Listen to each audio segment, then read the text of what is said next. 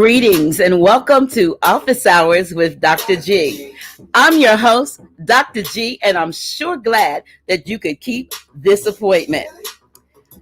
Tonight's guest is very near and dear to my heart. My guest is Naa Koikoi Aziza Zenzile Kebe, and we're going to talk some grown folk talk. Naa Koikoi Aziza Zenzile Kebe, whose name means after the queen, precious, one who controls her destiny.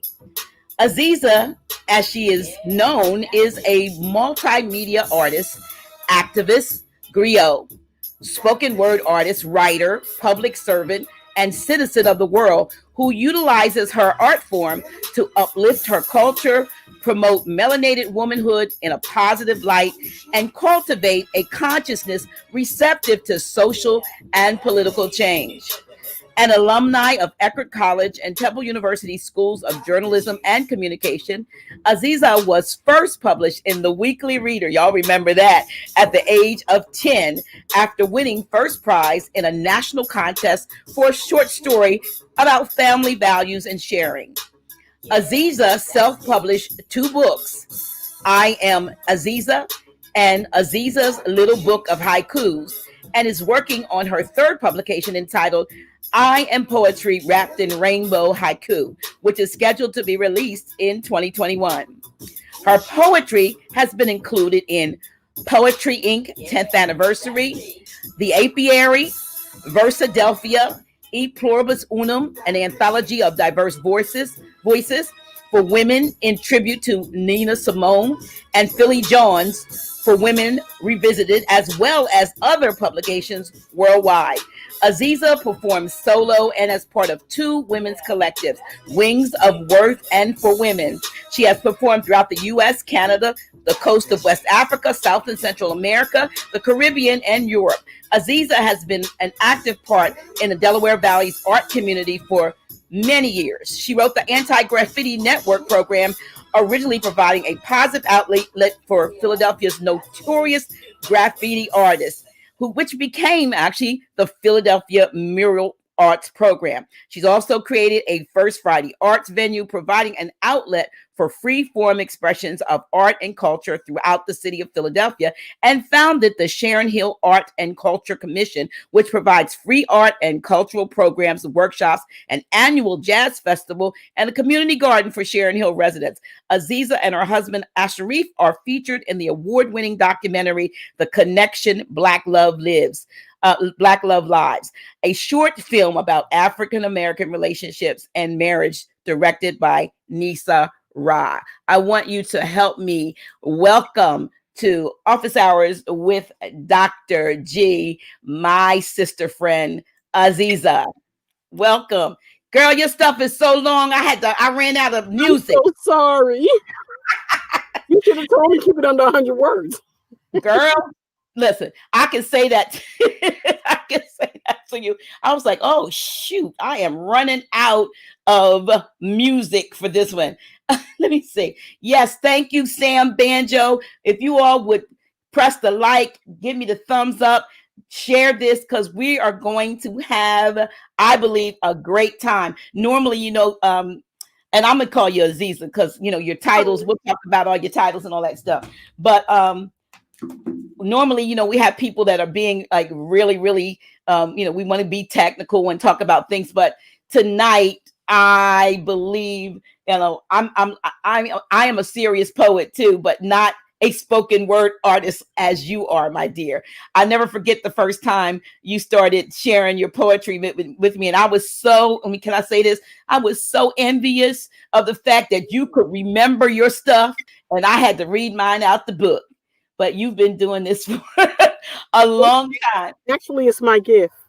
Actually, it is. It's my gift to write and put some words together. I'm a wordsmith too, but I'm just not necessarily an orator like you are, a griot. So I want to welcome you to Office Hours with Dr. G, and thank you for agreeing to come on, because this week I was going to take time off, and I forgot that you and I had talked about you coming on the show, and I'm glad that you have come on. I want to start out first by having you explain your title. You couldn't even get it. Your title is and appellation is so long. You couldn't even get the whole thing because Kebe is missing on there. Can you tell us where or I read what it means, but you tell us the origin of your appellation, please. Okay, so first of all, the Naa Koikoi was given to me by the Queen of the Ga Nation of Ghana, West Africa. I was at the African American Museum in Philadelphia for a Ga gathering, and the Queen of the Ga was, the guest. And she saw me and she summoned me over to her. And a friend of mine who is actually a king, Dr. Corte, Nakwate, took me over to her and she looked at me and she said, "You are my Naa Koikoi," which means after the queen. And the Naa Koikoi often is a griot or a poet, and she follows the queen and she's after the queen. So I never really aspired to be a queen. I just want to be the best that I can possibly be and live my best possible life as I try to ascend to my greater self. So I was honored to be her Naa Koikoi. So Naa Koikoi means after the queen. Aziza is my given name, is the name that I was given when I was part of the Kente clan in Gambia, where I lived for many years. And it was given to me again by the Kente clan, and it means precious. Zenzile I took after Miriam Makeba, who was a very favorite of mine, and I did have the opportunity to meet her. That was her given name, so I took that to honor her, after her ascension. And Kebe is my married name that I got from my king. So that's so, and I believe, being a descendant of Africa, actually of the Soninke tribe and also the Yoruba tribe. I'm 80% Soninke and 20% Yoruba, and so I believe that we grow into our name, as many West Africans believe that your name is who you really are or who you should grow to be, and so that's why it's a very important process that they even have a naming ceremony. Absolutely. Because the hope is that you will live up to the attribute that your parents gave you, which often is the name of an ancestor that they revered or what have you. So I would like to think that so Naa Koikoi Aziza Zenzile means after the queen, precious one who controls her destiny. And I would like to think that that's who I am. And you are that. I remember seeing you aspire for a political office, and we're not going to get into politics because that's where you and I have we kind of part ways on politics. But I remember, several years ago when you aspired to political office in your local jurisdiction, and it seemed like you were fighting an uphill battle, but you were determined, and you were able, and still to this day are holding holding office in that borough, and I think you've been elevated, if I'm not mistaken. So what such an occasion is this? but listen, so and speaking of names, I was not born Naila, but I was born Patricia. And it's funny that when my change of the time, and I didn't know anything about being a Moor, but when it was a burning desire within me to change my name, change my appellation. And so I didn't know anything about being a Moor again. So I just knew that I didn't think I was Patricia.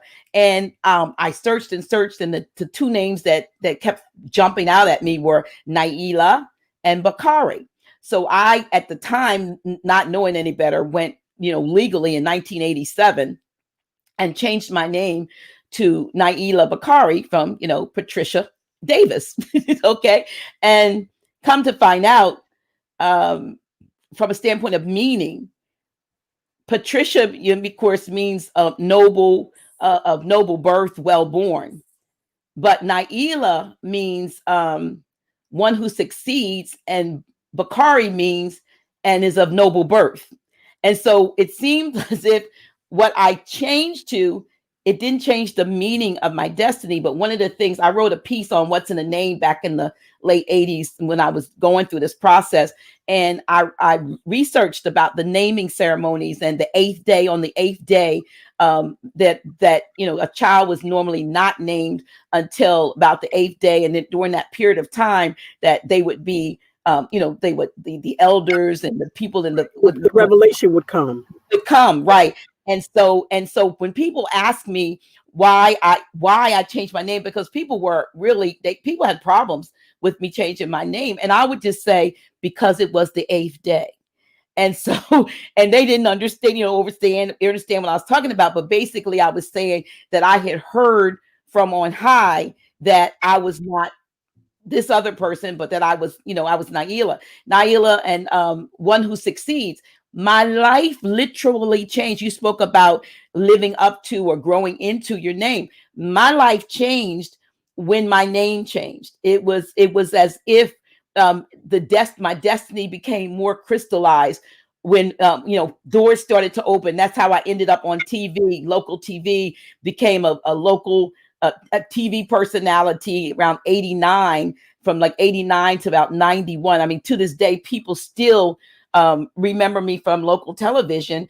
And these were like my door openers, because once people see you, as the local TV host every Sunday I was hosting at the time something called the Spiritual Revival Hours, and I give a big ups to the Reverend Dr. Twinbee Brown, who gave me that opportunity. It opened doors for me years later to end up working for the first at the time we were saying Black mayor of Wilmington, Delaware, and bliss you. And as a result of that, I had a 24-year career with the city of Wilmington, outlasted 3 mayors. We had 3 melanated mayors in succession. Some had a couple of terms and others did one, but I stayed there 24 years. But the door opener, things started opening and changing when my name, and I'm assuming that, when those who are listening and those who will hear or see this, when they make even corrections from a standpoint, now that we know that, we're Moors and not, Negro, Black, colored, these things that we're all titled with, but in general, as people are making name correction, I'm hopeful that people are making these name corrections to the extent that they can live up to what they've changed. Because sometimes people just put stuff together. I have actually seen some appellations that blow my mind, and I'm thinking, do you really know what that means? Does it have a meaning? Right? Does it have a meaning? So you don't have anything to live up to if it, or is that meaning? Is it a negative vibration versus a? See, that's where enlightenment comes in, and that's where studying and having a clear basic understanding of who you are and why you are, and on your journey to your quest, I like to say. And again, a name is a very important thing. My signature piece that really kind of like put me on the map is a name poem. Let's start, because listen, I want you all to know that we're going to hear a lot of poetry tonight. We're going to, like I said, we're going to have some grown folk conversation, because this is my sister girl. She's trying to get me to move to, not move, but to get some property over on the other side of the water. She wants me to go to Gambia and live large for 500 notes a month, but we'll talk about that. But, we're going to hear a lot of poetry. She's a Griot. She's a writer, awesome poet. And I'm going to have her doing poetry throughout the night. Tonight to me is a treat, because this is my sister girl. We met, almost 10 years ago, because of a mutual friend that we have that has now transitioned. And, we are really, really grateful for having known him and what he's meant to both of us. But tonight, let's have some fun, and let's start out with your signature poem about who you are. I am Aziza, the beginning and the end, and the end and the beginning, and I in the middle. I am Capricorn. My past becomes my future, and my future becomes my past, and my third eye is in the middle. I am the equinox, equal parts of day and night, sun and rain, rage and calm, joy and pain. I am eclectic. African slave, European master, Native American off the Black River, and third generation free. Poet, griot, soothsayer, spewer of ebonic soliloquies of love and epiphanies of truth suppressed by 400 years of oppression.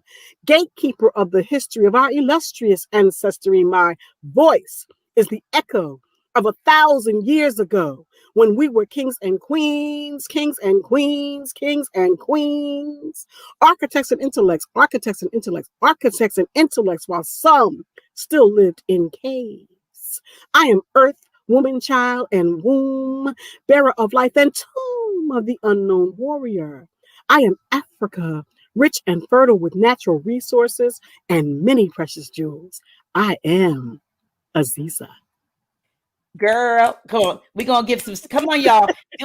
Give some snaps. Give some snaps to Aziza, because you ain't heard nothing yet. Because she's gonna do some more, and we're gonna talk about some stuff, and some of her experiences that she has had.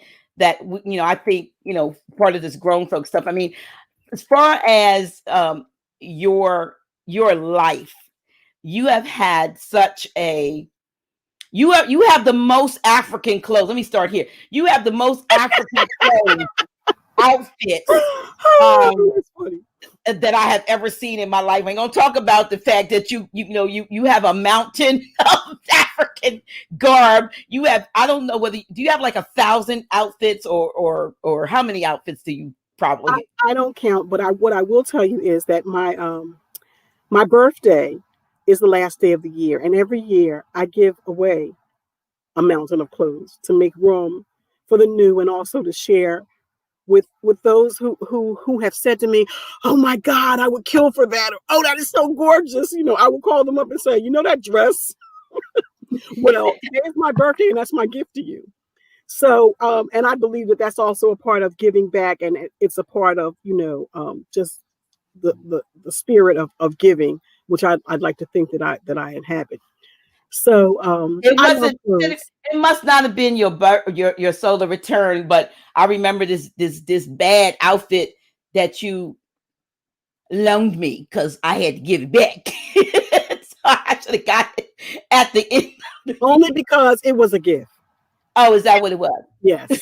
And so, I do hold on to things that people give me because I'm going to tell you a little story about that. When I've only had one party in my life, and I was maybe around 8 years old.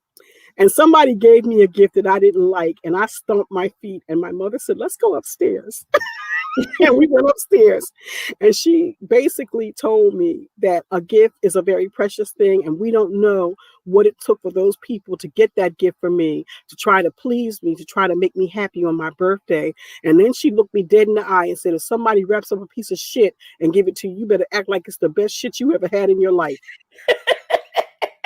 So I took that with me, and I keep that with me because we don't all have the same ideas about what's precious, what's good, what's nice, what we think will show you that we value you.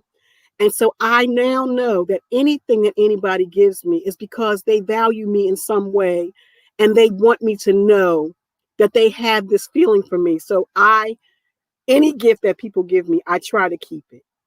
Okay. Well, I thank you for loaning me that. I can't remember what it was, but I know I really liked it, but I know I had to give it back to you. But I do appreciate the time that you shared that gift with the sister here. I want to share my gift. Yeah. So how long have you been no, before we get there, can you tell us about the ornate chair that you were sitting in? I don't know whether this is that from the continent?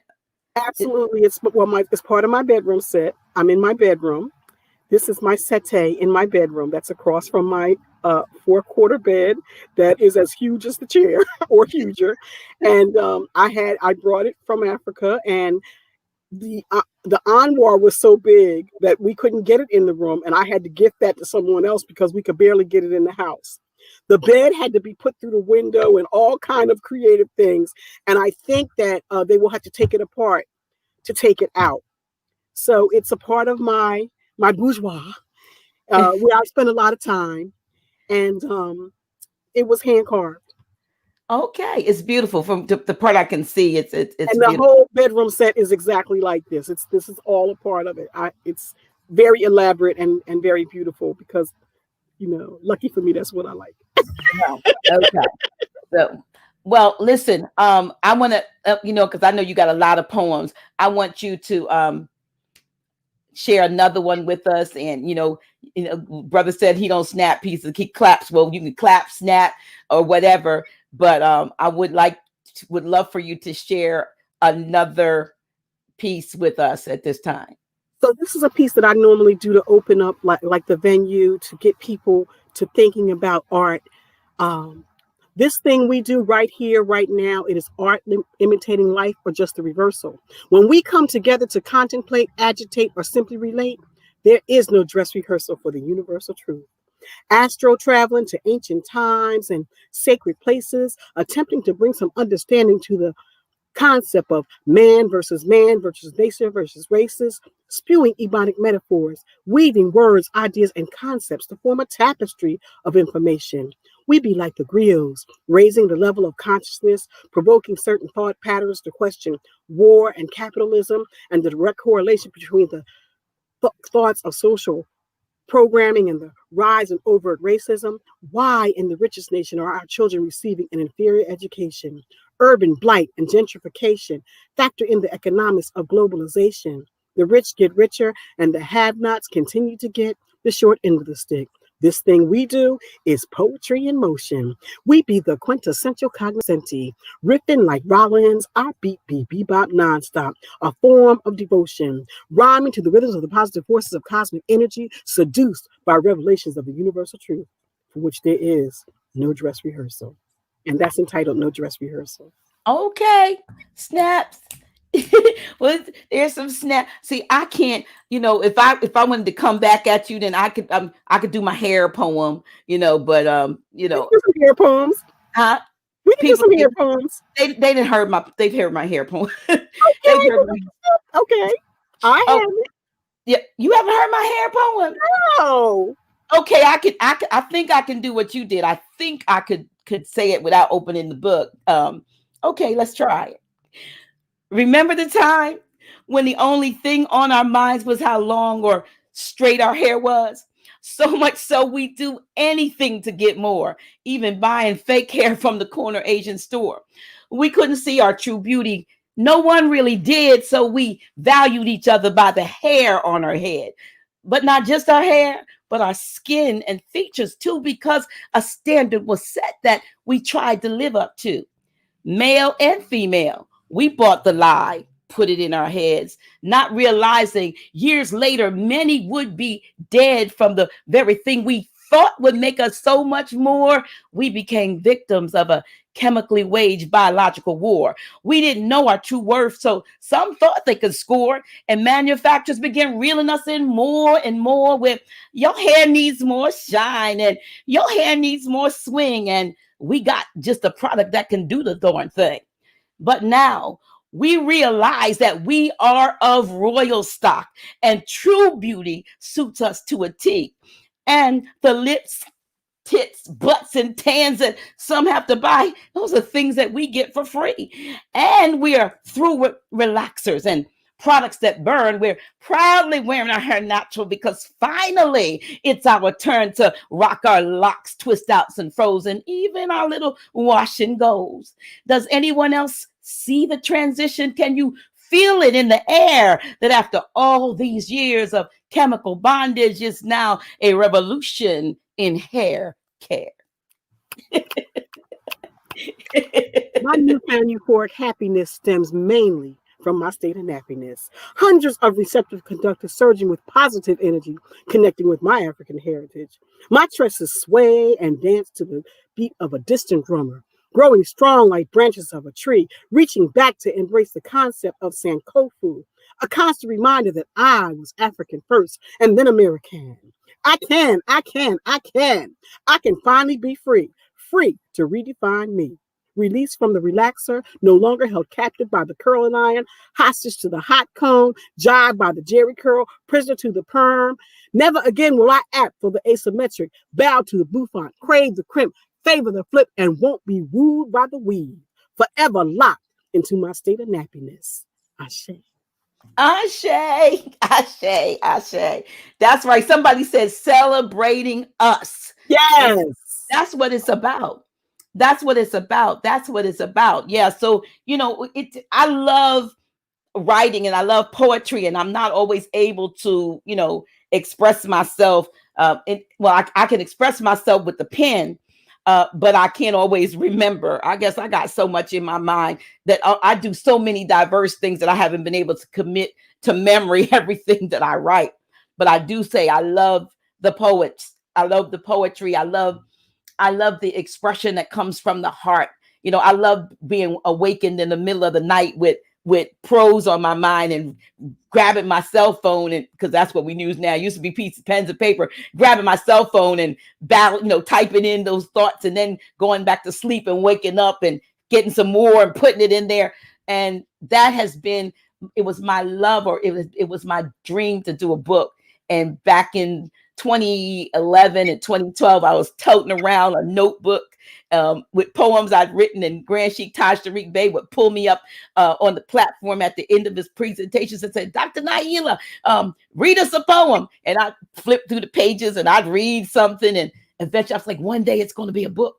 One day it's going to be a book. And in January of 2013, it became a book. Poetry is the musings of an undercover writer. And I called myself an undercover writer because I was doing so many other, I was a pastor, and I was coming out of, I was a pastor, and so nobody knew that I was, because I wrote some stuff in that book that they were like, because I wrote some love stuff and some breaking up stuff and the getting back together stuff and stuff that people probably wouldn't think that somebody of the so-called cloth would be thinking of. But we're human.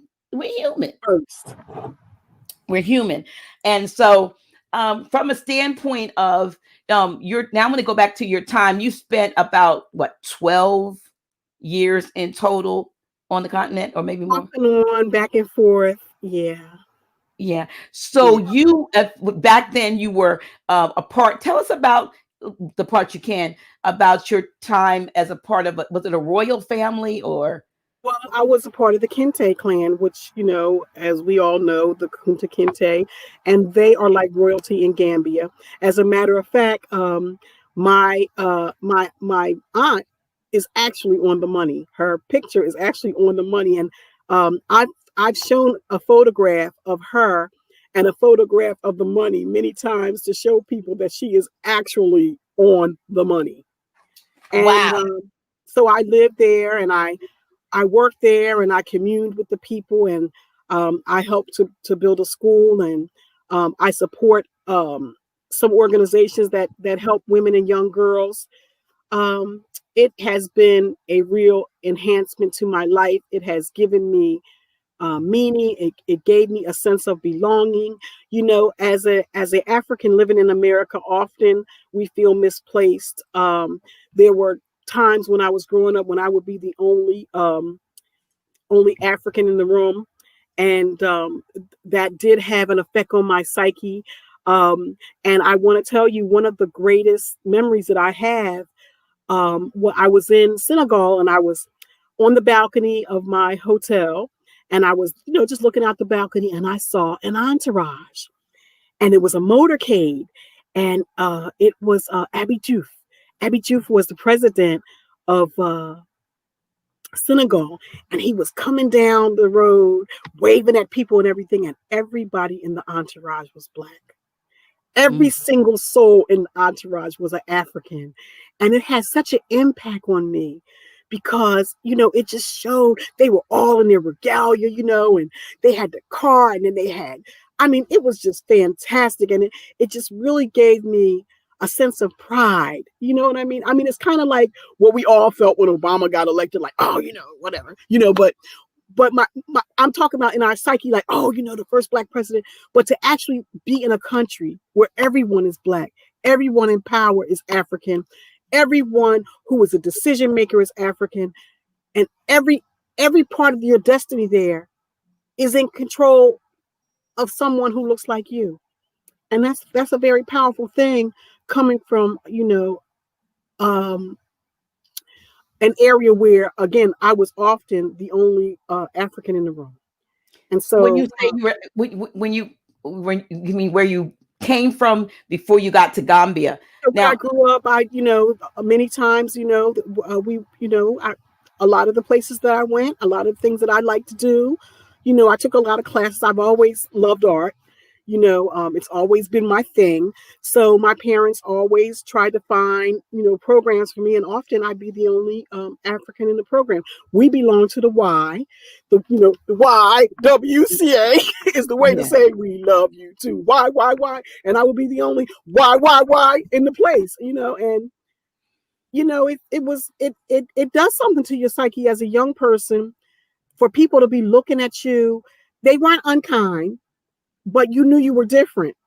And you didn't know if that different was a good thing or a bad thing, because sometimes you felt like a little puppy when they rubbed your head or said, oh, you're so cute, you're so articulate, you're so intelligent, like it was a thing. You know what I mean? well, see, unfortunately, instead of like being my reality, it was like, oh, you're different. And and often I would think, different from what? So, well, from a standpoint of when you said that you're articulate and you're this, that's part of the stereotype about who we are and how we speak and whether or not our speech and our language is acceptable to them, if you will, versus just being ourselves.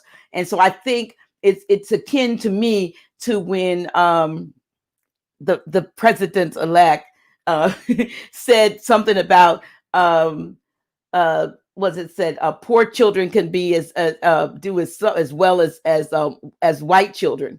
So like, who are poor? You know what I mean? In other words, if white children and poor children are pit against each other, what so-called nationality are the poor children? Because we, a lot of times, and I spoke to you when we were speaking, offline about it, and we talked about this. I didn't know I was poor growing up.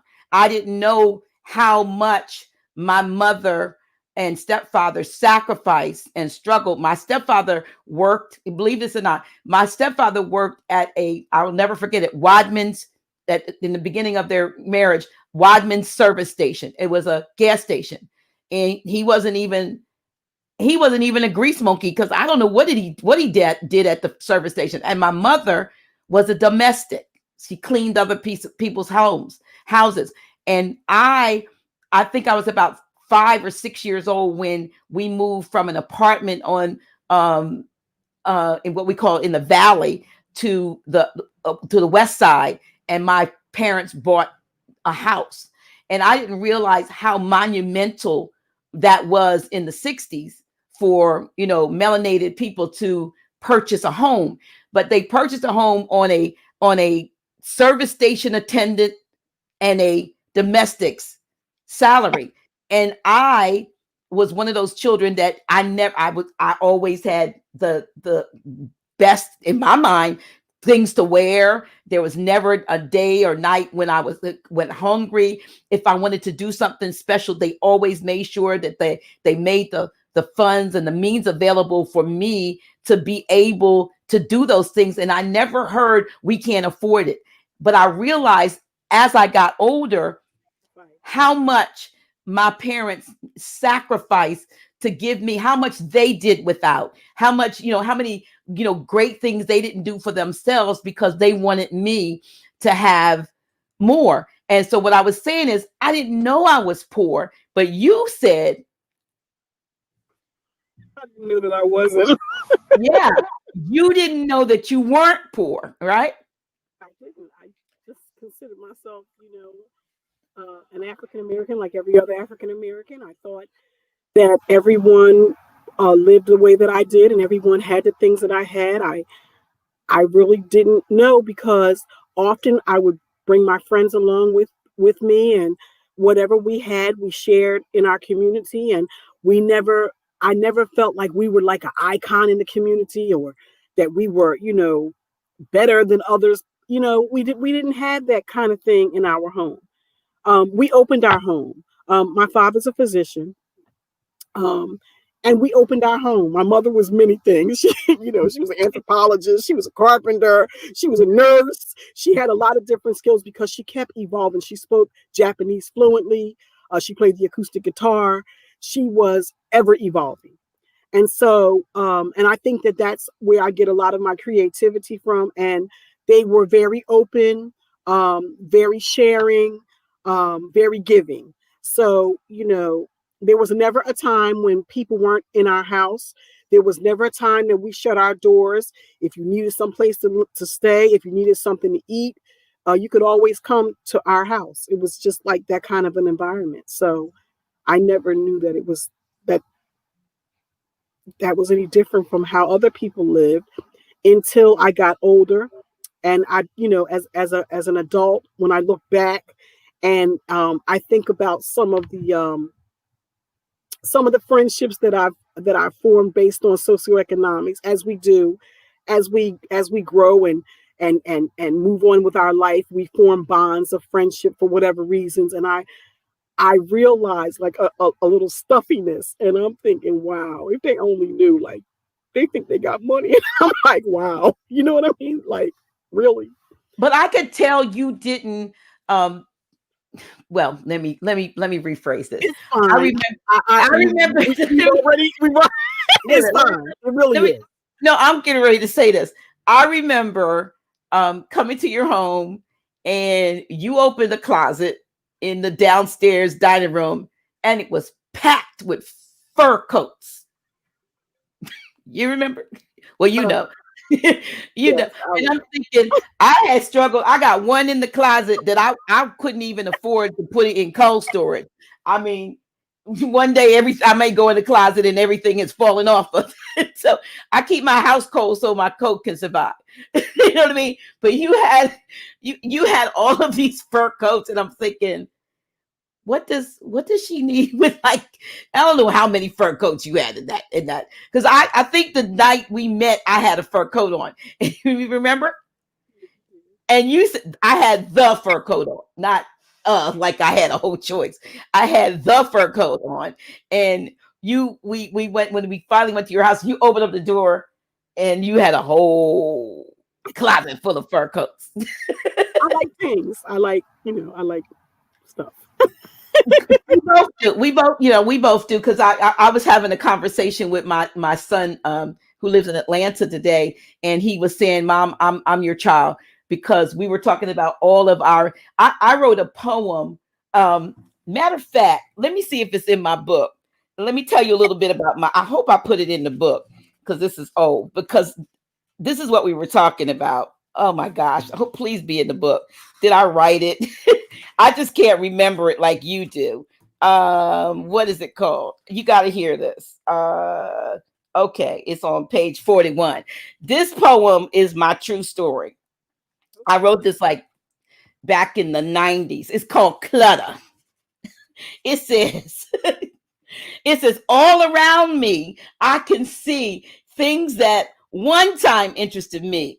Clothes, books, shoes, junk, pictures, papers, an overstuffed trunk. So many memories from my past, things I need to discard and fast. Broken promises from advertisers, things that would make me thinner or wiser. All of my indulgences, I wanted, I got, but am I happy? No, I'm not. Wasted money, wasted time, forgotten memories in my mind. Oh, where did that come from? How could I have been so dumb? Got to get my life on course, clear the path of all remorse. I'm tired of all this stress. I need deliverance from all this mess. And it's called clutter. So And, I'm going to piggyback off of that. okay. And I'm going to do something. I'm going to go just the opposite. This is called, well, first I'm going to do a haiku. Okay. Do we know what a haiku is? That was a short verse that Okay, they mapped. a haiku is from the samurai. The samurai, before they went into war, they would write a haiku. And it's 17 syllables, and it normally has something to do with the elements. Okay. So this is a haiku, and I'm going to start off with the haiku and go into the poem. Okay. Proud of hand-me-downs, accessorized with honor, I wear my culture. Proud of hand-me-downs, accessorized with honor, I wear my culture. Only worn once, almost new, but always passed around. Second-hand or slightly used, heir to the hand-me-down. Not exactly old, but mostly new to me. You could still tell it used to be the best. Sometimes big or worn at the hem, inherited blouses, slacks, and dresses. Borrow, wear it, keep it clean, your mama or sister's suit. Don't quite fit, but still in style, just right for that interview. Greased up and shine, not a hair out of place. Crisp, clean, and creased. Great pride saves face. Dollar down, dollar a week. That's how we get by. Laid away futures with a second-hand pass. That's how we survive. Legacies of deferred dreams rekindled and renewed. Hand-me-down hopes slightly worn. Still good enough for you. Now, I'm going to tell you where I got that poem, and it's kind of sad, but it was an awakening for me. So the democratic thing about working is that you meet people who, under normal circumstances, you wouldn't let them lick the toe jam from between your toes. God, crazy. So I was working and I met this young woman, and we became very close friends. And, we would go out to eat and everything. So finally, I invited her to my house.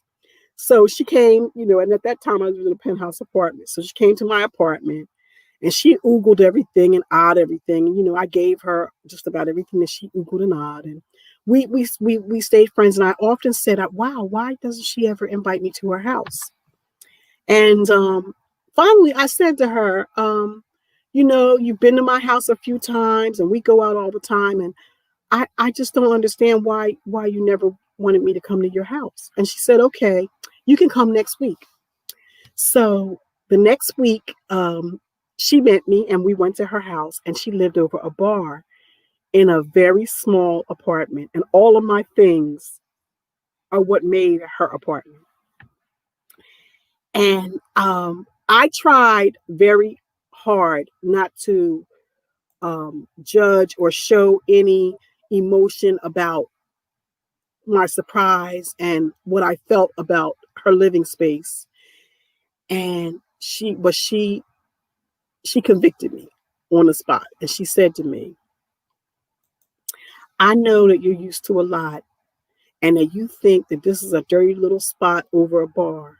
But for me, it is a palace because I lived in a house with all my sisters and brothers, and I never had a room to myself, and I never slept in a bed by myself. So this is a palace to me. And she burst into tears. And at that moment, I felt so very small. But we were able to retain our friendship because she knew that I absolutely had never had an experience like that. And it wasn't coming from a place of a privilege or, this is how you live in. It was really like genuine shock because I had never really seen anything like that before. And we stayed friends until I left and went to Africa. And, we didn't really, reconnect much after that. But she taught me so much about things like that and about, being the heir to the hand-me-down and all that I actually wrote that poem for her.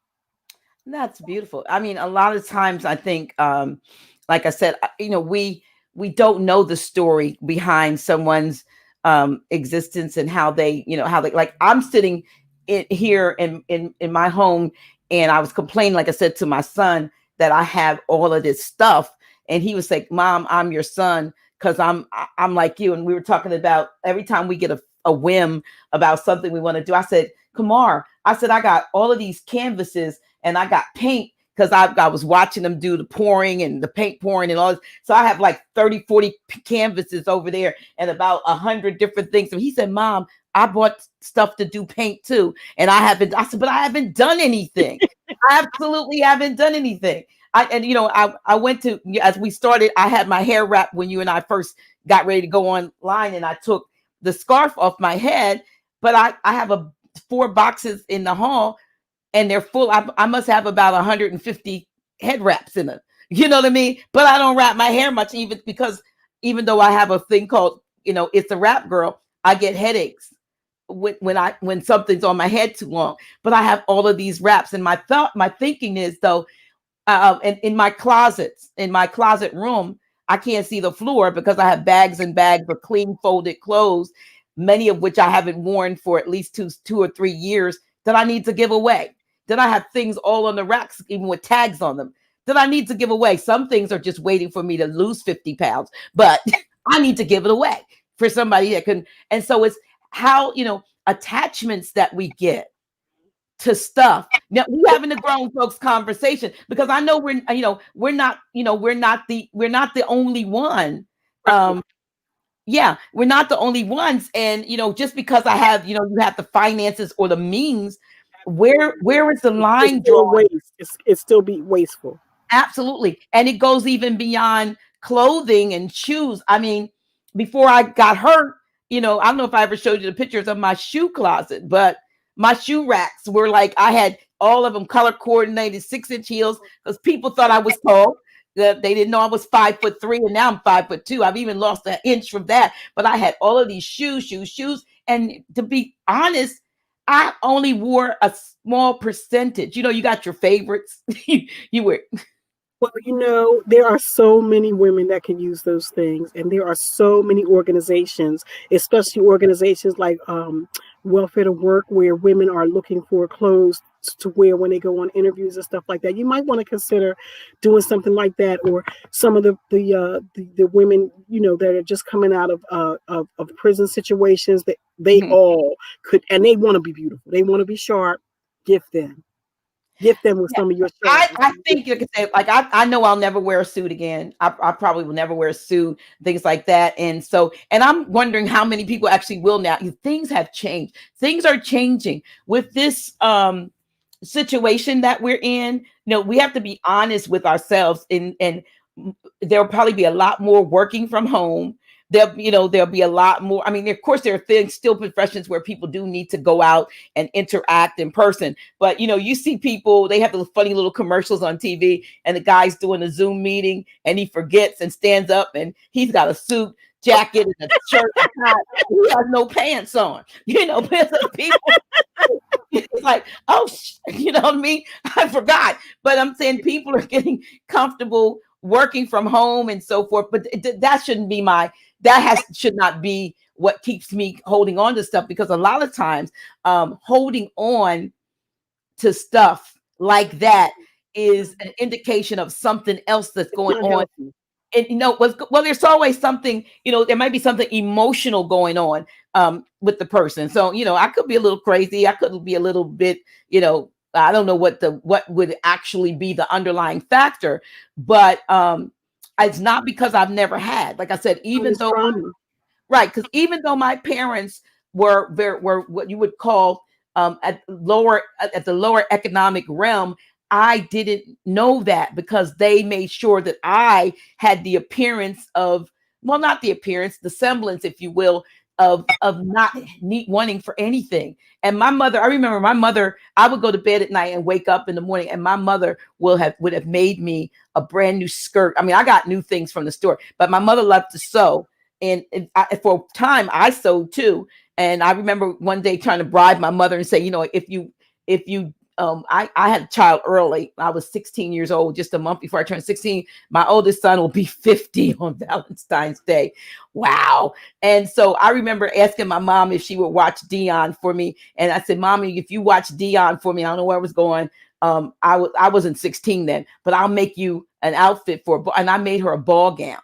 And I used to make suits with lapels and all that. Well, I put that on the shelf I can't even put a hem together now, so it's like, you everything you touch, and so forth. But my mother would literally stay up all night while I was in high school, junior high school, making clothes for me. I get up and have a brand new outfit. She had sewed, she had put together. I mean, and it was meticulously done because my mother was determined that I would not struggle with the things in life. I found out later on how difficult it was. Her mother transitioned when she was 7 years old, and before that she was sickly in and out of the sanatorium with tuberculosis. So my mother never really had that maternal love. And so my grandfather's one of his girlfriends, because he had more than one, my grandpapa I got his picture up there, was a Rolling Stone.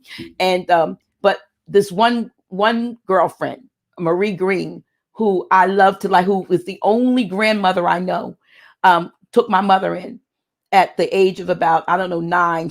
My mother was in Maryland, and she wrote my dad, a grandpapa, letter, sent it by somebody coming up, and it said, "Daddy come got me." And my grandfather, the story goes, he came from Delaware to Maryland and got her from her aunt, who in what was a sort of an abusive situation, and brought her to his girlfriend, dropped her off, and went on about his merry way. So he was back and forth.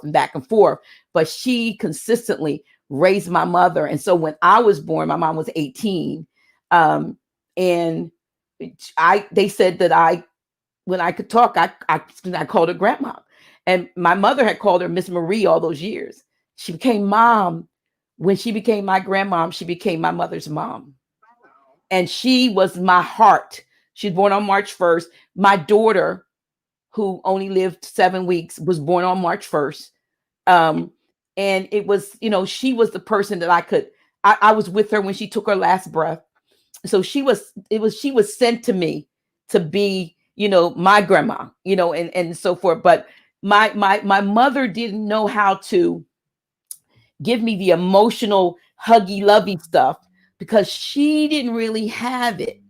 She was missing that maternal. But what she did is she tried to make it up by giving me things, making sure that I didn't want for anything. And I didn't understand it, understand it until much later in life, why she made all these sacrifices. I mean, it wasn't maybe her last 2 years of life, and I was pastoring then, and she joined the church and became the church mother. And I wrote a piece, I found it, that I'd written for her, homegoing service. And I said, we hugged and kissed on each other more in the last year and a half than we'd ever done. And I was 47 when my mother transitioned. And so it was just that she didn't have it. People don't know how to give what they haven't experienced.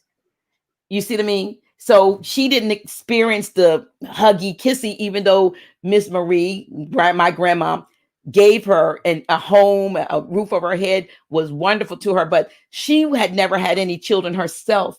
So you know how if you've never been a mother, but she took care of my mother. But she was an awesome grandmama, But I'm just saying, a lot of times, people don't, we are down on people for their parenting skills, and they haven't had the experience. Right. Compared to what? Because I had to, and it's generational. It's generational. We this is grown folks talk, right? It's generational because as my children were being born, I found myself, and I was telling my son this today. I wish he would come on in the chat and kind of actually validate what I said. But I said to him, they were saying to me, he said to me, now, he said, people don't know. He said, you're my girl. This is the child that left at 17 because it was tough. Because I was telling him, I said, come on, you know what? I said, I think, he said, Mom, he said, you were never crazy. He was talking about somebody who he is close to, or was close to, who grew up in a crazy household. He said, but Mom, you were never crazy. I said, yeah, but I was distracted. I said, I was looking for Mr. Goodbar, I believe. And so as relationships, marriages failed and relationships failed, I was trying to fulfill what I thought would make me happy. And I did not think what my sons needed. Well, my daughter, like I said, my daughter transitioned in 1985, and I could have gone into such a serious depression, and I almost did. And then Spirit snatched me up and said, wait a minute, you can't neglect the 3 that are living for the one that has gone. You have to show them love. But I still, like I said, my mother wasn't huggy kissy on me. So I didn't know how to be emotionally attached. I don't even think I can't even say that I gave them everything too, because I think I was a little selfish. I mean, they had roof over their head. They had, they had all the basics, but I was fly. But my parents had spoiled me into having the best of everything. Like I said, I didn't understand poverty. We were poor, and so I felt like, and I was saying to my son today, I said, I wasn't crazy. I said, but I darn sure was distracted to the point that I neglected you guys' emotional needs. But what has happened since I'm no longer wrapped and tied up and tangled up in theological perspectives, that my children and I, my 3 sons who are 49, 40, whatever, 45, 49, and 39, we have a awesome relationship now, because I look at them not through the lenses of religion and dogma and all of that, but I look at them as young men who chose me as their starship, who chose to make the journey, from where they were to this dimension through me, and that they are fine young men and could have been worse, but had I even been tipped a little bit more to the left, and that it was just in the nick of time that I was snatched out of that crazy place, that dark place, where I could be the mother in my latter years and the friend. And my son said to me today, he said, he said, people don't understand our relationship. And then he said, but I told him, he said, she's my girl. We get on the phone and chat for hours. And for my son to tell me today that I'm his girl, I wanted to cry. He didn't realize that I wanted to cry, because I felt such a failure. I felt like publicly I was successful and privately I was a failure. You know what I mean? But none of them are in prison. I'm not. Some of them have had run into different things, but they're all doing what they want to do in their lives, and they respect me now as for who I am. They listen to me. They didn't respect me as much before, because here I was being the ultra church woman and the director of this and the da, and I was emotionally robbing them. So I want to do a piece called Grandma's Love, because you talked earlier about, the woman that you saw as your grandmother. Mm-hmm. And I think that grandmothers are the glue that holds the family together, really, because things change when they transition. It does. Go ahead. It was a tall brown woman, reserved and gracious. Outward displays of affection were never her forte. My bond with her was special, full of admiration and respect. Graduate of a normal colored school in Charleston. A true Southerner minus the drawl. Always stressing the importance of good diction. There would be no dis here and that there on her watch. During our daily 5-plait ritual, I could feel the love flow through her fingertips into my braids as I sat quietly on my grandfather's shoe shine box beneath the warmth of her housecoat. You could hear the fondness in the rhythm of her always even toned voice, even when she corrected or chastised me for smart mouthing or too grown infractions, or the way she would sing song my name years later when she called to mention she was snapping green beans and I could stop by if I wasn't too busy. I'd catch a glimpse of her pride in my comeuppance when I'd sashay in a new dress, shoes, or handbag. She'd remind me that some ducks had water to swim in while others didn't have it to drink. Sometimes after Sunday dinner, there'd be an extra piece of cornbread. Her knowing eyes would meet mine in a conspiratory glaze, and she'd whisper, "I'm not going to eat that. Everyone ate. You're welcome to it." with 7 children of her own, 9 grand, 6 great grand, all connected by her blood, she still managed to carve a special place just for me, full of grandmom's love. Beautiful, beautiful. I it takes me back to, how at grandma's house, we always ate dinner as a family. She had roomers, people that rented rooms there, but she cooked breakfast, she cooked lunch, and she cooked dinner. She set the table, and we sat down at the same table that on the weekends folks would be sitting around playing pity pat and tongue. But we sat at that table for breakfast, lunch, and dinner that my grandmother cooked, and those are the types of things. Summertimes hanging out with my grandma and my pop when he would be back there. Yeah. And they would take me down to lower Delaware because they love to fish and crab. And if my grandpa didn't catch any crabs, he would stop on the road coming up at the crab store and buy crabs and put them in the basket and come back and say he caught them. My grandma would pack sandwiches every time we go.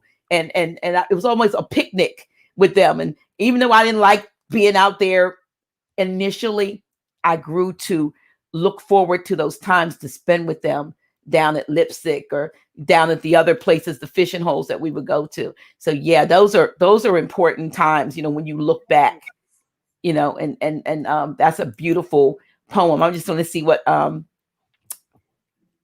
comments we might have here. Oh, wow. There's some, just some of the, oh, come on. Yeah. Now you can see comments over on your right. I don't see any comments. Where? There should be, you should see a thing that says comments over to your right. But if because you're on an Apple, right? Or something, a Mac. I don't know anything about those. So let me share a poem. So I wrote this poem. Share some of the comments because I can't see them and the other people definitely can't see them.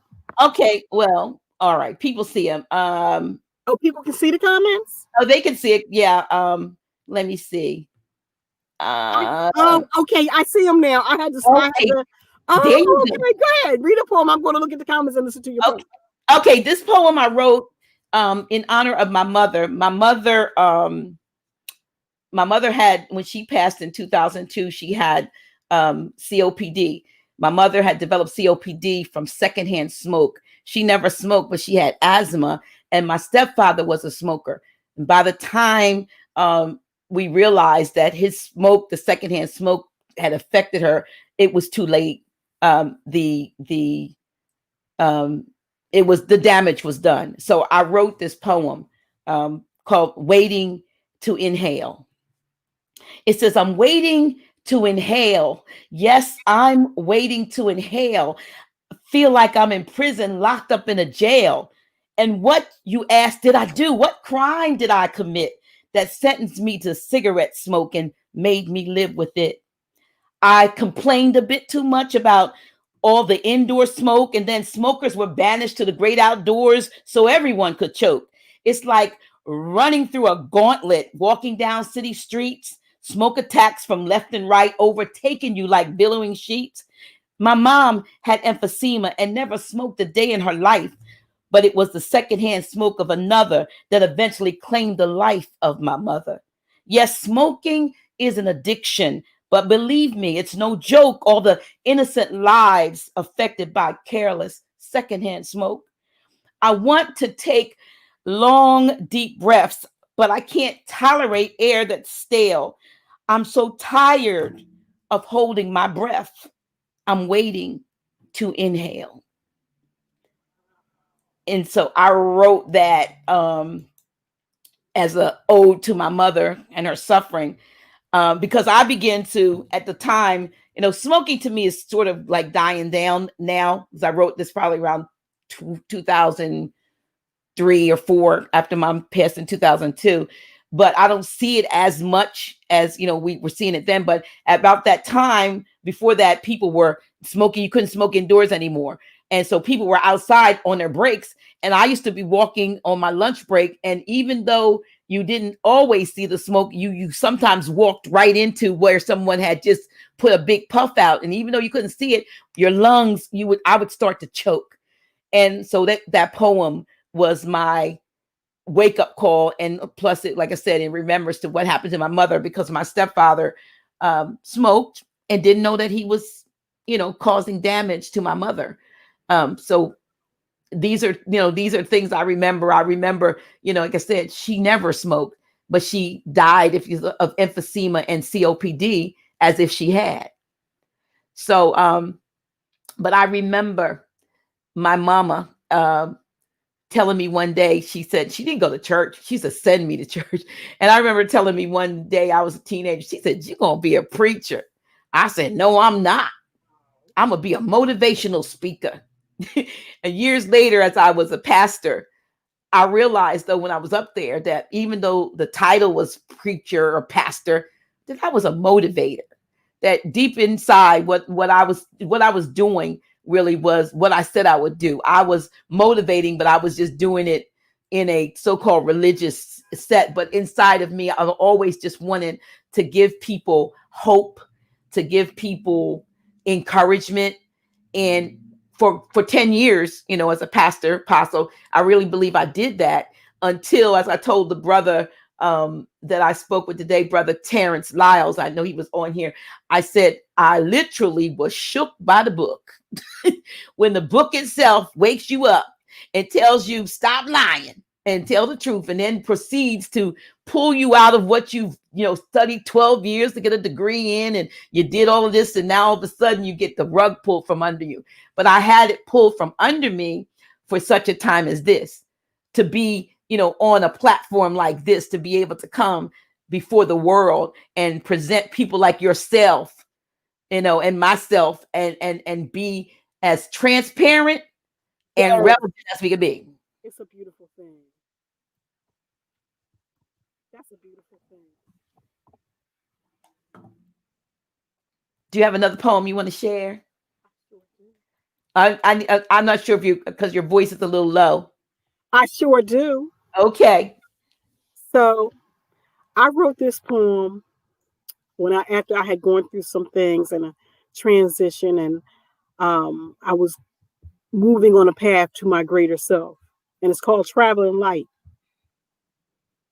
I'm traveling light on the road to self-discovery. I'm shedding all excess baggage, delusions of grandeur, preconceived notions, and gluttony. Letting go of half-truths, denials, criticism, and lies. There's no room for guilt or fear, no place for compulsion or false pride. Pushing aside ego, self-destruction, and indecision, leaving behind old wives' tales, isms, and superstitions, shaking all feelings of pain, regret, and hostility, trading in my what was and what ifs for new possibilities. I'm spreading my wings, navigating new heights, destination self-discovery, and I'm traveling light. I like that. I like that. I'm listening. Transformation. Yeah, I mean, it's a process. It is a process. Yes. And like I said, we I want to talk a little bit. I've talked about motherhood. You have 2 daughters. Yes, I have 2 daughters that live in Gambia. Okay. And are you a grandma? I am a grandmother. I have 6 grandchildren. Okay. All right. So, and so that, hence I know, like I said, one granddaughter. Well, no, I have 2 granddaughters now. Oh, so the other one is just a baby. She's just born. Okay. And then the rest are grandsons. Yeah. Okay. Yeah. I have to be president one day. Okay. I mean, it's a given. Oh. I have 7 grands and 3 great grands. So, yeah. So I got 10. And it's wonderful to have a legacy, to have. It's a wonderful thing. It's what the beauty of it is when you look in their face and you see your own, and or they move like you, they do something and you're like, wow, because it's like looking at yourself in a mirror, you know, a little you, a mini me, you know. It's just beautiful. And there's no feeling like grandmother, motherhood. There's nothing like it in the world. It is the most rewarding feeling that you can have when, you know, my granddaughter actually carries my picture around and takes it to school with her and tell everybody, you know, that's my grandma. She lives in America. She's in America. Grandchildren are like your second chance. Yes. You know, a lot of times, you know, we make mistakes and then the grandchildren come and it's like, now you got another chance to make it right, And I think, yes. I think that's a beautiful thing. I want to talk a little bit about relationships. So this is grown folks. Okay. You got some poems about relationships? I do. Let me think for a minute. So, you know, I'm married, and you know, it's good. You know, there's glue to marriage. And I'm gonna do an old love poem. This is called an old love poem. Old love lingers like the memories of days gone by, fresh as an autumn breeze, light like the scattering of dandelions blown on a warm summer afternoon, comforting and mellow, inviting me to remember that we shared time and space that belonged only to us, renewing and awakening familiar feelings buried beneath layers of defense mechanism. Desire rises like steam, hot and over the top, then simmers slowly and methodically, anticipating another chance meeting. Okay. All right. Let me do a I was sitting in a this is a few years back, and I was in at a like I don't know, it was like a Thursday night thing at the Sheraton, and I was inspired to write this poem, and it's called A Passing Glance. So just imagine that, you know, you're somewhere and you just see this person and they catch your eye, but you don't catch theirs. Oh wow. Okay. Okay, it's called it's called A Passing Glance. It says, while sitting alone with thoughts rolling through my mind, you walk by. Eyes meet eyes ever so briefly, yet a lasting impression made. Tall, dark, mysteriously handsome, you're the star of your own show and the ratings are high. Notice me. My mind silently screams, no, it's me. My heart loudly refrains. There's no way they ever will. Fans flock to you like bees to a flower, pollinating your every whim, while I sit in the corner of my mind, building a psychic bridge to your heart. Please stop your merry-go-round long enough for me to get on with my life, now on pause, all because of a passing glance. So I got something like that. It's called here, let me think. It's about you know, like when you go out and you meet somebody, you know, uh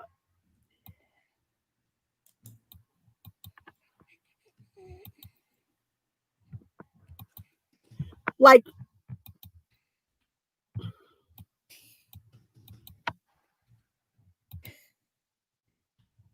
you know what? I'm gonna do something different. I'm gonna do this. I wrote this for my husband. Okay. Say, brother, I love the swagger in your walk and the rhapsody in your talk. The way you eyes dance when you smile, your Afrocentric style. The feel of the callus on your hands, those strong black calves and short pants. The texture of your kinky, nappy mane, the way your lips curl around my name. your sense of responsibility, your warmth and humility, how you hold your head up high when you embrace your ethnic pride, that you're grounded in spirituality, your commitment to selflessness and charity, the example you set for young Black men, that ebony hue of your skin, the tenderness in your caress, the way you raise my consciousness. And hey, brother, when you feel that the world has placed you under attack, know for sure that this sister has your back. Okay, I like that. Because we have to encourage. We have to encourage. I have another one. It is okay. We'll stay in the love part because I got one. I got a section in my book called endings. Okay. I don't want to. I don't want to talk about endings. This is a naughty one, kind of. It's called you.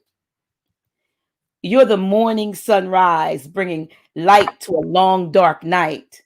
You're the cavalry arriving to make things right. You're cool, fresh water on parched, dry land. In a dark, scary movie, you're the comforting hand. Your words, that uplift and edify. You're the soft, sweet kiss inside my thighs. Your tenderness of eyes locked in gaze. You're my exit out of a complicated maze. Baby, you're the sugar, honey, iced tea that's quenching a burning thirst in me. Thank you. It's called you. It's called you. It's called you. Nice. You still spelled out the sugar, honey, iced tea. So this is called pillow talk. Okay. we dueling y'all. We giving y'all a If I could be the calm of the storm, born of the rage, fueled by generations of oppression, could I also soothe the beast that rises every now and again to assert the aggression, creating the fear that they feel in your presence? My heat could take the chill off the cold calculations that drive your obsessions. My voice creates sound waves that transmit your thoughts to a safe place. My womb become your tomb where you could release all the pressure. Let me help you unwind, take you back to a place in time where kinship and honor ruled and our love was supreme and divine. Let's regroup and take a refresher. Unlearn behaviors that weaken the bond between us and our ancestors. You and I together can raise up a nation of sons and daughters to continue the culture and restore world order. Cultivate a consciousness receptive to harmony and peace. And when it's all said and done, I will be your retreat. Or I can roll back over to my side of the bed and just let you sleep.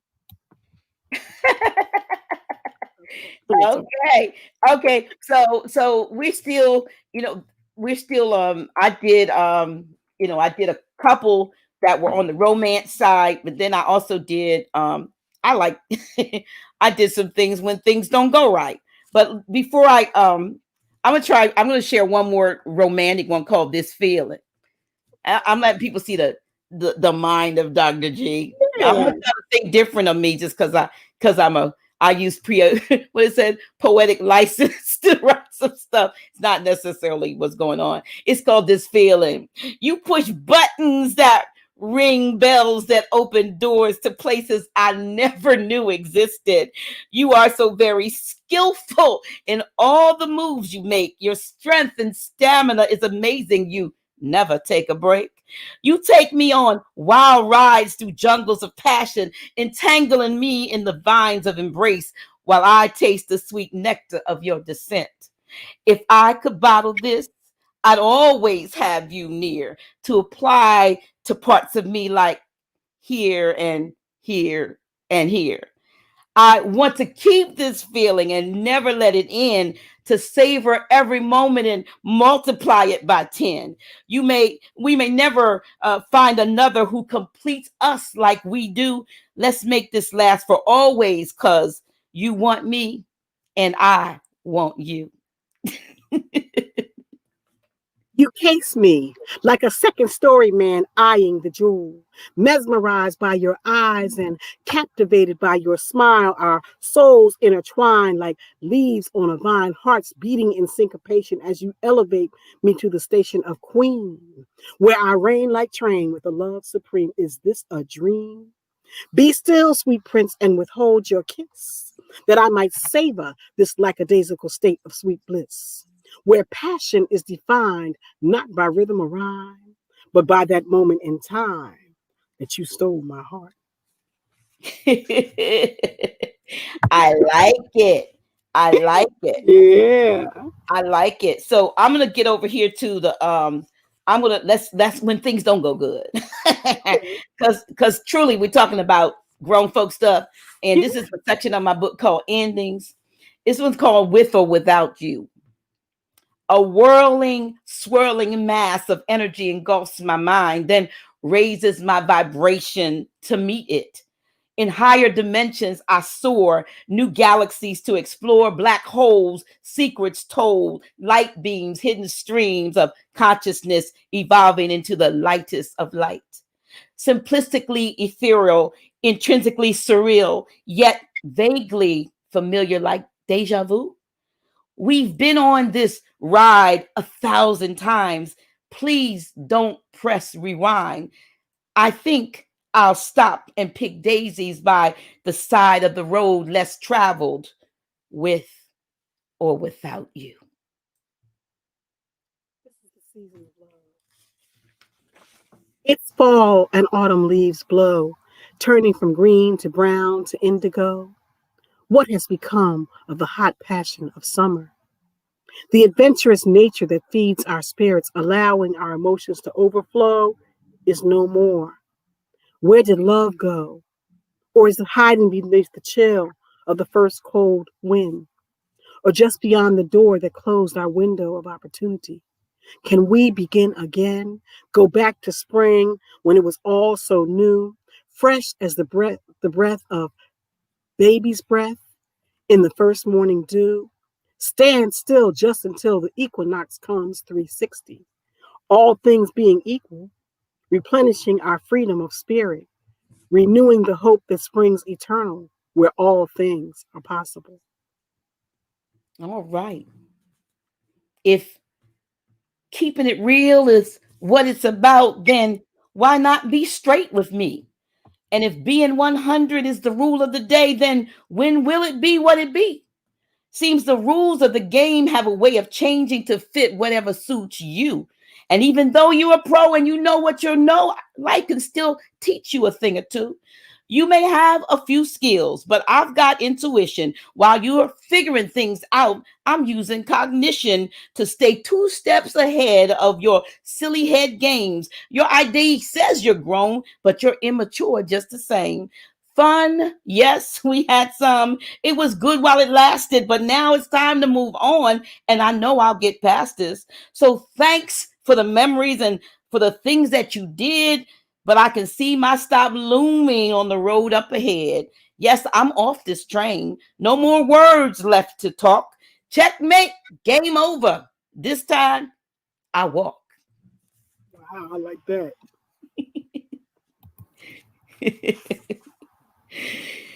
This is the things that happen in grown folks' lives. Yeah. Yeah, grown folks' lives. So, So I want to change it up. I'm going to do some of my favorite things. okay.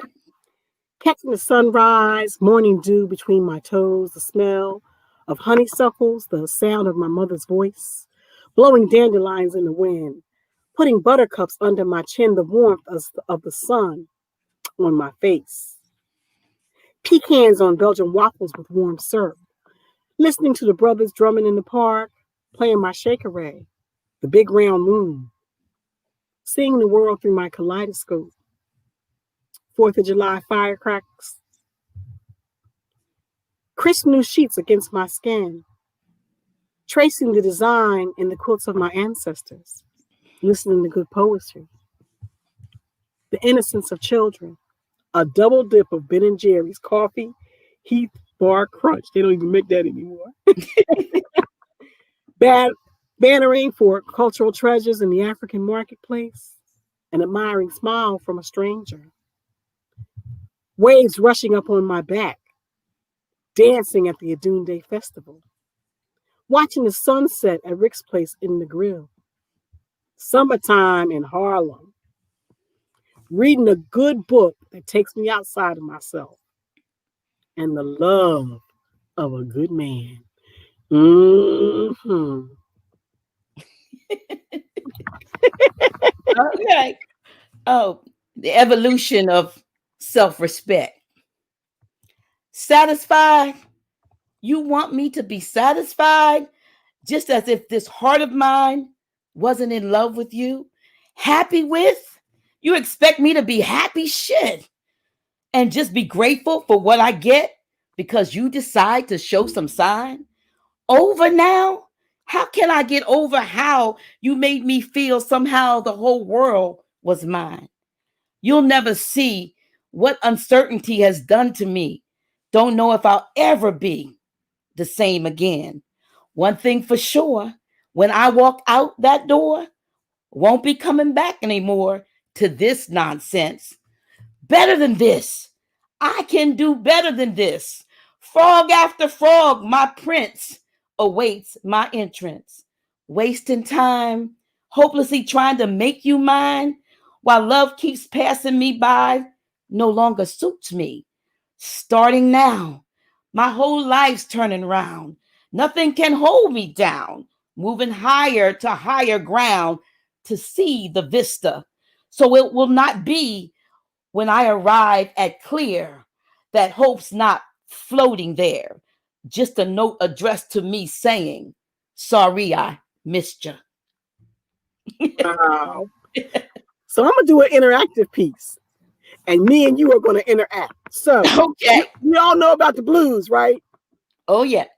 So you know, every time I say blues, Naila, you're going to say, da-da-da-da. Okay. Blues. Da-da-da-da. Sometimes I feel so bad, it must be the blues. Da-da-da-da. Got them deep down in my gut, can't even express it in words. How long this bad news gonna last, blues? Da-da-da-da. I cried so much that ain't no more tears, but you can see the pain in my eyes, because even though I done paid my dues, I still don't get my just dues blues. Da-da-da-da. I mean, that dark mood held it in so long because Black women supposed to be strong, but even I get overwhelmed kind of blues. Da-da-da-da. You know them desperate kind of maybe the world will be better off without me blues. Da-da-da-da. Hurt settled so far down in my core. Happiness done forgot my address. And love don't live here no more blues. Da-da-da-da. Those, my man don't understand me. He say I can't, and I know I can, but if I do, I just might lose him blues. Da-da-da-da. Yeah, I know something about them feeling so low. Put on my Billie Holiday tunes, because the sadness in the song can speak to my blues. Da-da-da-da. Can't begin to understand the how nor why of yours, his, or hers. Only know about what be my truth. I'm talking about Aziza's blues. Da-da-da-da.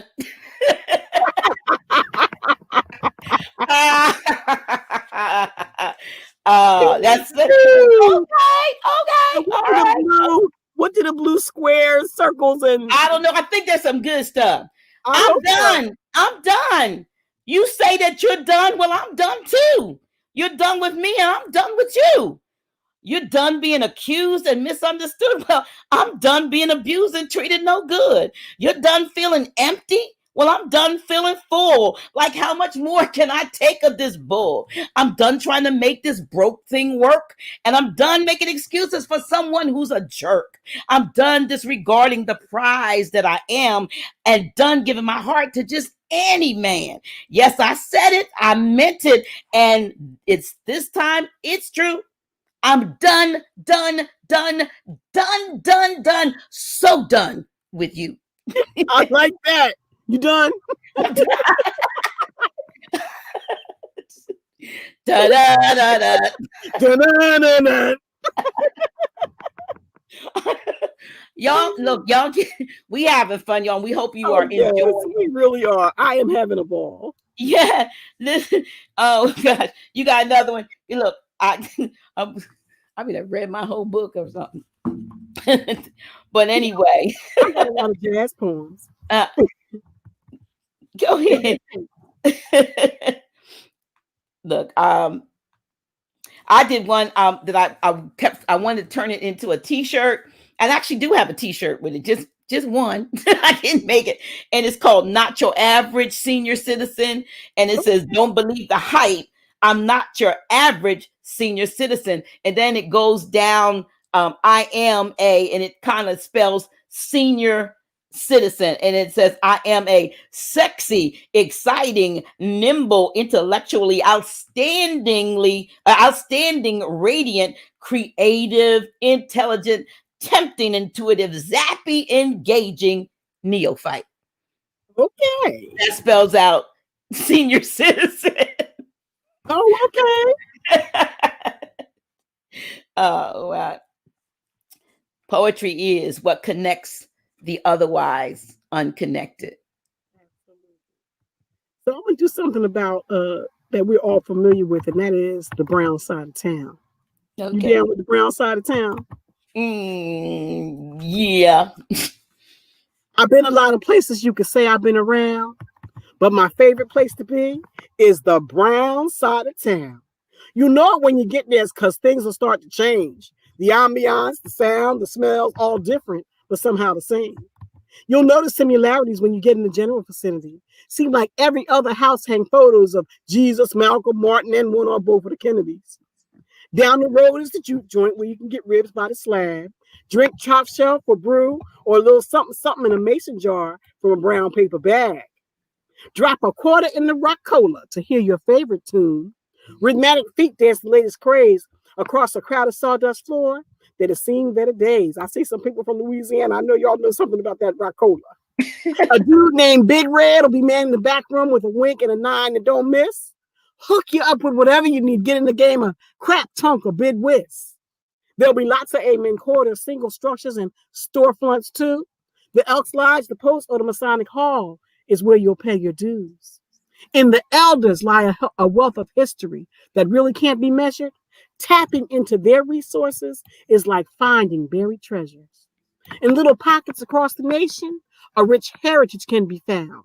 You only need to venture over to the brown side of town. I'm talking about the brown side of town. Yeah.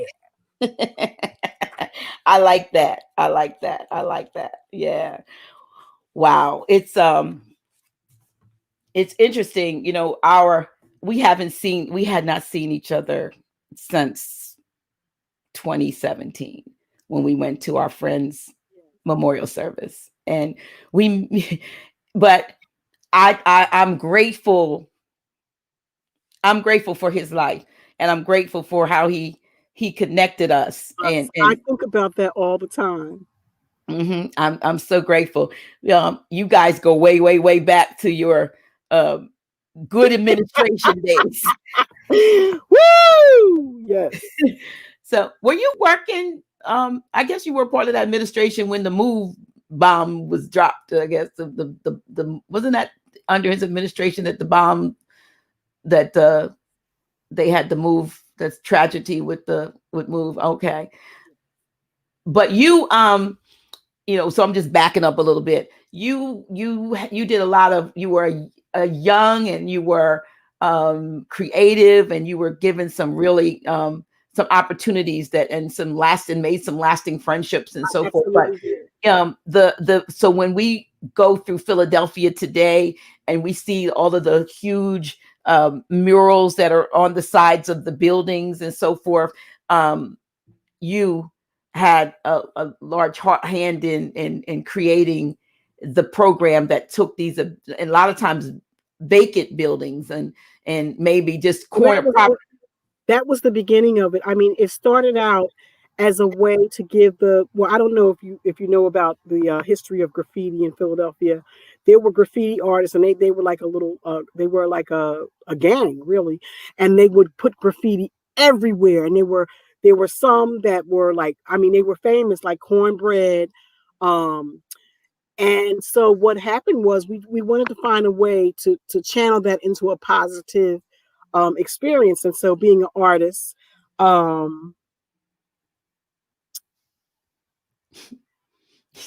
you reading the message? Yeah, the Chicago. So I came up with the idea of utilizing those artists, like pulling them together to do the murals, to just start to do something positive, because they were already creating art, because some of it was really beautiful, even though, it was illegal, and it did cost a lot of money to remove it. So we were looking for creative ways to really stop it. And that's how it started. And then it morphed into now what is the mural arts program, where you see all the murals all across the Philadelphia. Yeah, you got somebody there. A9 says, "Guess who this is?" I don't know if you know. Said you never gonna guess. I don't know, but yeah. Oh, I do see that. I don't. Okay, give me a hint. A9, give me a little hint, because I'm a good guesser. So I'm just yeah. So so while you're guessing, so you were able to. How were you able? A lot of times the people that are graffiti artists are sort of in the shadows. I mean, now they're I know how to be in the shadows. No, I mean, it's all about connections. It's all about how you approach people. I think that when people can see the realness in you, and so here's the thing about art: it bonds all kinds of people together in all kinds of ways. And people who might not normally be receptive to you, when you're talking about art, it's just a whole different thing. It just goes into a whole different thing. And I think it was the art that bound us together, the love of art. You know what I mean? Okay, so A9, I know who you are. I know who you are. Okay. Well, that is that. I'm glad you know who that is. Yeah, this is a lot of times, when you have shows like this, one thing I office hours with Dr. G, and I know you hadn't seen any prior shows, but I like it to be very organic. I like the show to be organic. I called one person and wanted to have her on the show, and she says, "Okay, well, first send me a list of questions." And I was like, I don't like formatted questions. I like an organic conversation. What I like is a conversation with somebody prior to. If I don't know you, or if I reach out to you, then I must know something about you. I've seen you or whatever. So now let's build. Let's. I just feel like that's so inauthentic. You know what I mean? And that I think that in order to have an authentic conversation, it has to be real. It has to be. But you know what I want to say? It also speaks to trust. I trust you. I trust you emphatically, and I know that you're not going to do anything to hurt me or malign me or, anything cruel. And I think that we're living in a time where that's not always apparent, and that's probably why the sister wanted like a list.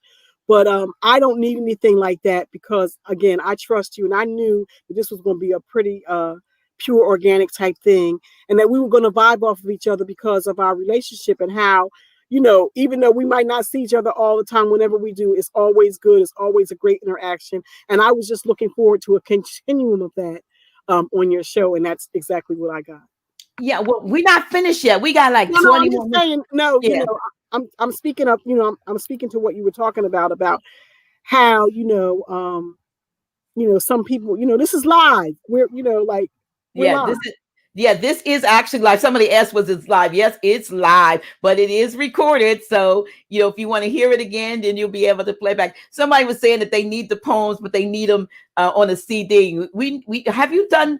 I was asked to do that, to read some of my poems and put them on a CD. And the reason why I think I was asked is that a lot of times when you read somebody's words, you don't know the emphasis that the writer may have intended for that particular thing. So when I I used to. So someone made a comment. I just want to. I'm sorry, I didn't mean to cut you off, but it's No, so go ahead. profound. It's so profound.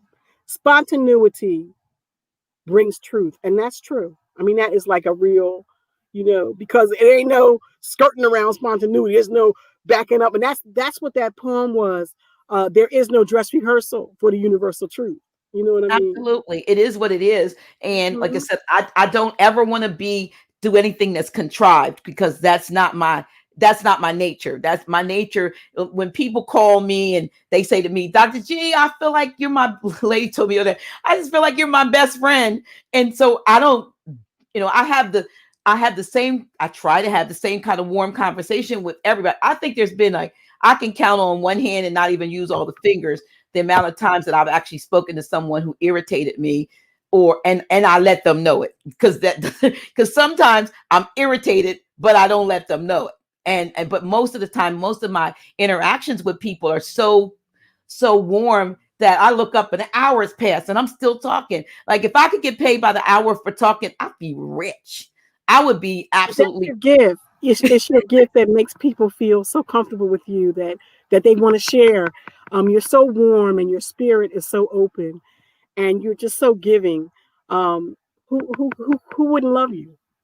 I'll give you a check after the interview. No, just kidding, girl. No, But, actually, I really mean that from my heart. You're warm, you're giving, you're loving, you're honest. You're open, and we need that. As women, we need to all be able to interact with each other and respond like that. There's no jealousy. There's no pettiness. There's no she gonna take my man, or her hair look better than mine. Or there's none of that. It's all just pure.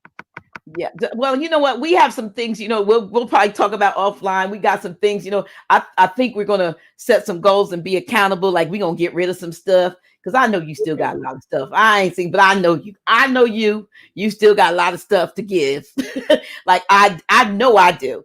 And, I got to break my tie with stuff. You know what I mean? And I put something on Facebook the other day, and I said, the first step basically to getting what you want is getting rid of what you don't want. Well, I want to say that part of this journey is when you ascend to being the spiritual being having a human experience. You realize that you don't need all that stuff. Like, jewelry is my thing. I have more jewelry than I'm ever going to wear in my life. And I used to like hoard it and be like, oh, my jewelry, my jewelry, my jewelry. Now, like it's not even that important to me. Nobody would ever think that I would be saying that, but it really is true, because where I'm going, I'm not going to need none of that. And I'm traveling light. Like I said in my, like all of my poems are like, it's real talk. I'm traveling light, and I'm shedding all excess baggage. All and right. So I invite you to shed that excess baggage.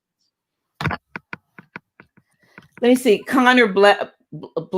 My wife thinks she ain't allowed, is what said, to speak her mind, but that ain't true. She can speak her mind, but people need to know there's consequences sometimes.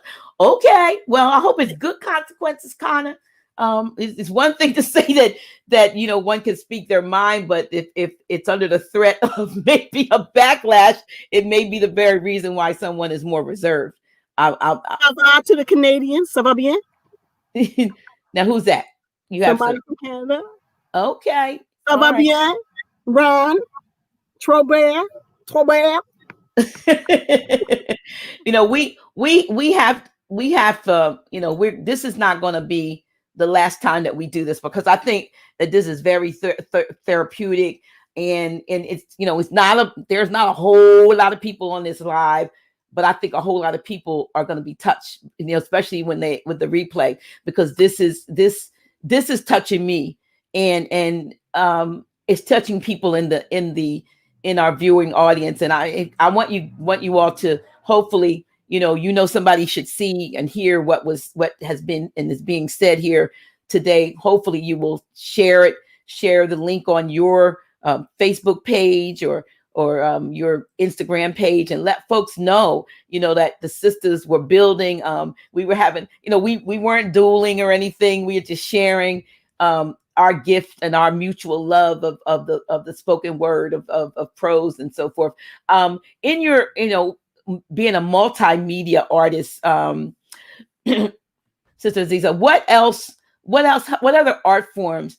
I know, like I said, you perform. Yeah, you I said, sing and I scat. I infuse dance and music into my art when I'm performing on stage. I've learned that there's two kind of performance. There's performance art, and then there are readings, and the readings are usually reserved for academia. And I've done that as well. Where you go to a university or a college and you read your poetry, and there's no movement because that's not allowed. you stand there. You're very stoic and. You just read your piece, and you're not going to hear any snaps or anything like that. There'll be no clapping. You read your thing, and then you excuse yourself. wow. So, which is difficult for me, but the coin was great, so I've been able to do that. So when you do that, I mean, do you have to actually have it in your head and yes, I have to say to myself, they do not want the real you. They want you to read. But can you actually bring your book and read out your book, or do you have to do it all from memory? I pretend like I'm reading from the book because my poetry is in. Okay, so here's the thing. I did not know it was a gift until I opened for Nikki Giovanni. I had the opportunity to open for Nikki Giovanni. So, we're all backstage and everything, and we're talking and everything. And I'm thinking, oh, what am I going to do? Oh, it's Nikki, it's Nikki, it's Nikki. So I did my piece. I think I did 3 pieces before her. And then she went on and she said, is something you want to hear? I said, oh, can you do ego tripping? And she said, do you have it? And I said, you don't know it? She said, who can remember all that shit? Everybody don't have a gift like you. That's when I really realized that, that it's a gift that I can remember all that stuff because Nikki Giovanni, like, wow, you know what I mean? But she reads because, people do not commit it to memory. But I've been able to do that. But then I remember the trauma of birth. So go figure. Okay. Well, this is a I don't want to overlook this comment. Do you two women have advice for a young woman struggling with suicide? And she said, because I can't keep a man. Please let me speak to that. So the first thing I want to tell you is never look for your value in another human being because they will always, always disappoint you. You have got to find the value in yourself. You've got to find a way to find value in yourself, to validate yourself in a way that only you can speak to your core existence. The other thing is suicide is never an end because we don't know what the end is. So whatever you transition to might be a lot worse than where you are today.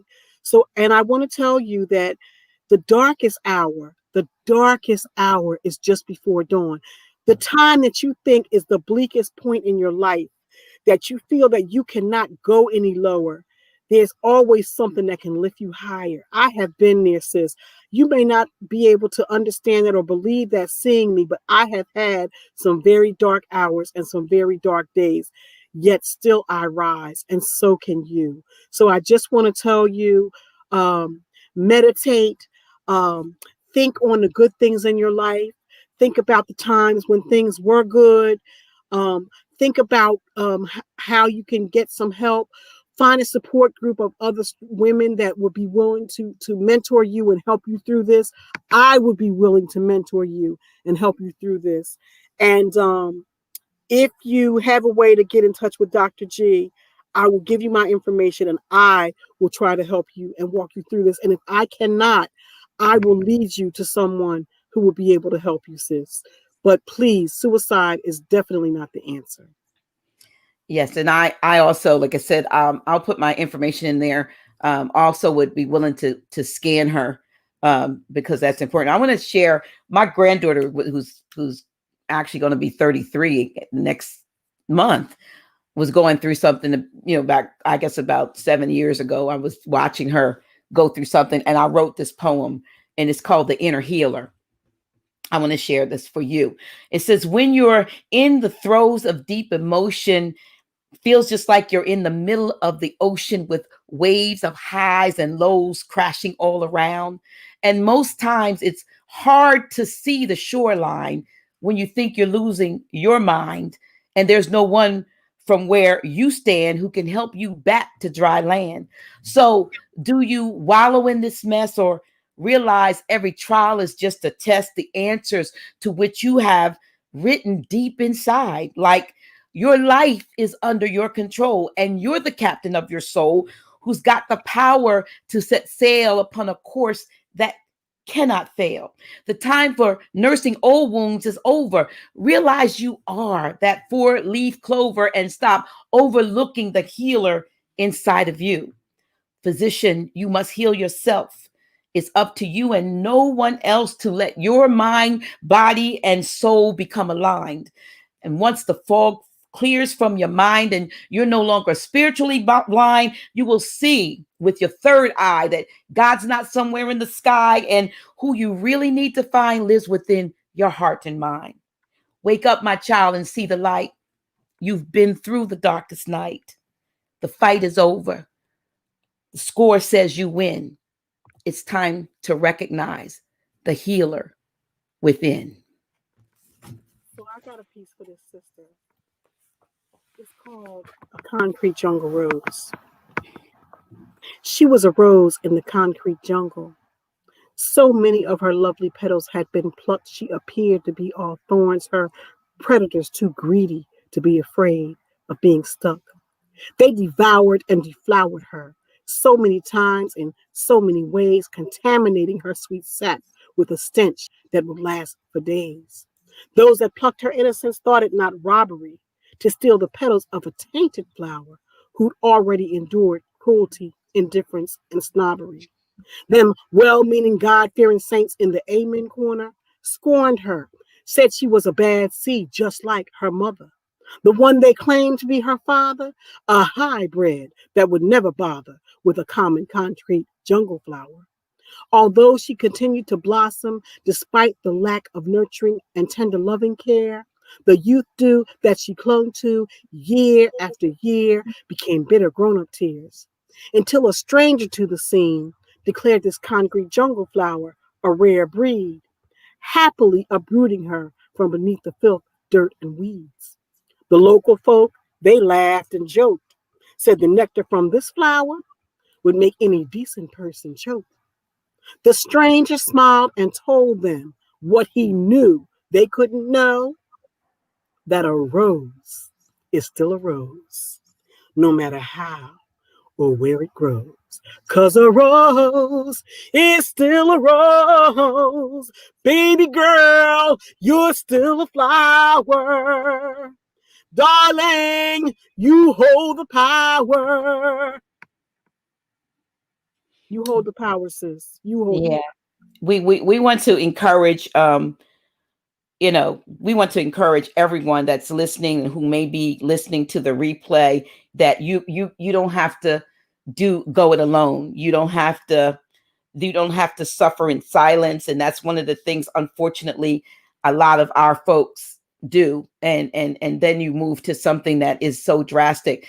We have to be honest with the fact that there are issues that we are plagued with, mental, emotional, and then reach out for help. And I applaud you, sis, for being honest and giving the encouragement. And I thank all of those that are in the chat who are encouraging her.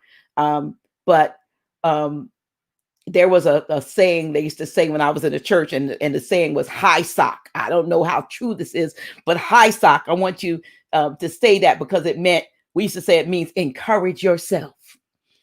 Be encouraged in yourself. Like you've already said, never, ever, ever allow your self-worth to be dictated by whether or not there is someone else in your life. You have to be whole and complete within yourself. So many people are looking for their better half, and their better half is within them. You've got to find your better half in you, because two half folks that get together are just two half folks. We need to have whole people getting with whole people in order to get, to have what we call the maximize the relationship. But if you feel fractured and divided in yourself, you're not going to be good for anyone else. And I'm going to share a poem from my upcoming book called Do You. And I want you to see the picture that I have to go.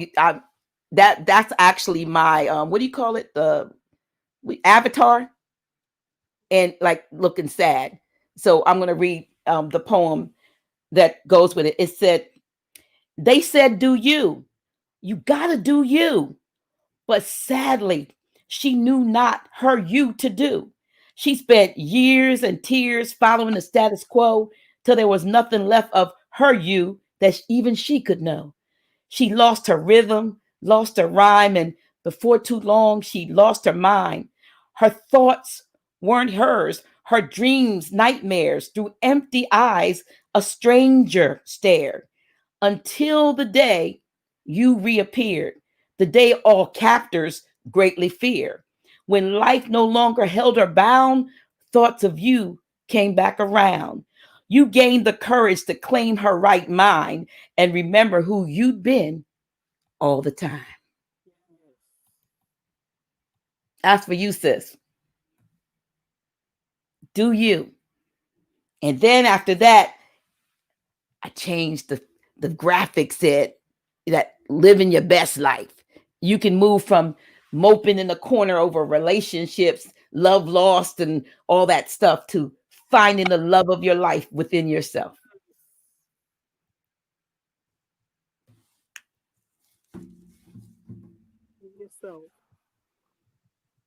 Yes, absolutely. So we open ourselves up to you to speak to either one or both of us, and if we can assist you, we certainly would love to do that. We certainly would love to do it.